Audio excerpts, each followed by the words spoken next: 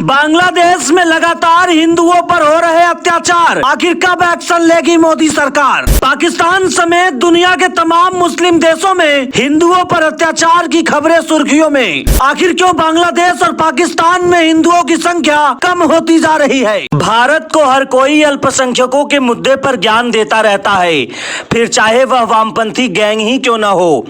America जैसे स्वयं को वैश्विक ठेकेदार मानने वाले देश हो या फिर संयुक्त राष्ट्र जैसे तमाम वैश्विक संगठन, परंतु जब किसी मुस्लिम बाहुल देश में हिंदुओं या अल्पसंख्यकों पर अत्याचार होते हैं तो यह सभी अपनी आंखों पर पट्टी बांधकर बैठ जाते हैं।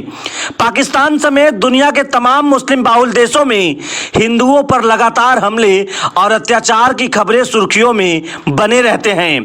बांग्लादेश में भी हालात कुछ ऐसे ही हैं। बांग्लादेश में हिंदुओं पर कट्टरपंथियों के हमलों में लगातार वृद्धि देखने को मिल रही है।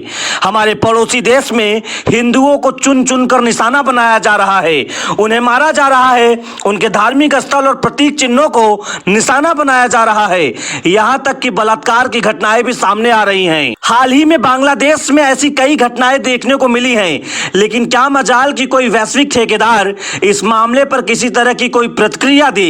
हाल ही में एक फेसबुक पोस्ट में इस्लाम का कथित अपमान करने को लेकर समुदाय विशेष के लोग भड़क उठे थे, जिसके बाद मामले ने तूल पकड़ लिया और हिंसा का रूप ले लिया। फेसबुक पोस्ट के विरोध में हिंदू समुदाय की दुकानों और पूजा स्थलों को निशाना बनाया गया।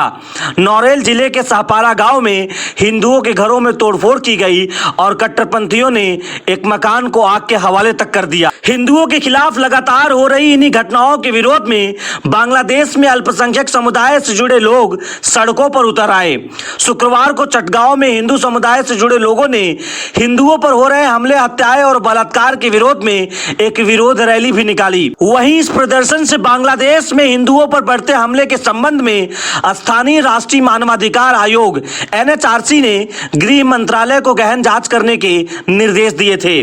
केवल इतना ही नहीं, NHRC ने यह भी कहा था कि एक धर्मनिरपेक्ष देश में सांप्रदायिक हमले और दंगे किसी भी सूरत में स्वीकार करने योग्य नहीं है। परंतु यह पहली बार नहीं है जब बांग्लादेश में हिंदुओं के विरुद्ध अत्याचार की घटनाएं बढ़ी हो।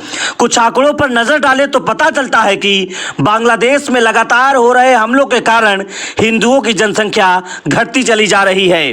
वर्ष 1971 में पाकिस्तान से अलग होकर जब बांग्लादेश एक अलग राष्ट्र बना तो उसके बाद से ही यहाँ हिंदू समुदाय के विरुद्ध अत्याचार की घटनाएं प्रारंभ हो गई थी। वर्ष 1974 में पहली बार बांग्लादेश में जनगणना हुई थी। उस दौरान वहां 13.5% हिंदू थे, परंतु वर्ष 2011 में जनगणना हुई तो बांग्लादेश में केवल 8.5% हिंदू ही रह गए थे। वर्ष 2011 से 2021 के बीच इसमें 3% के करीब की गिरावट आ गई है।